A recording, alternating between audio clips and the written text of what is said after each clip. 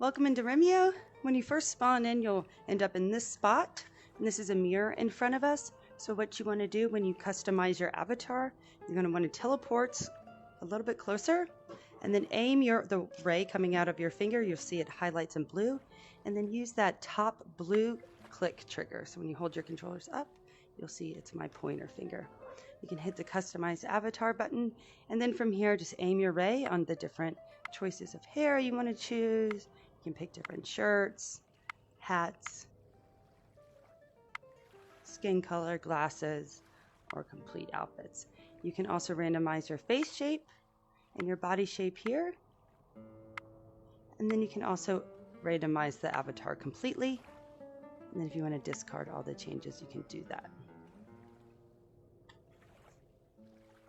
That's how you change your avatar.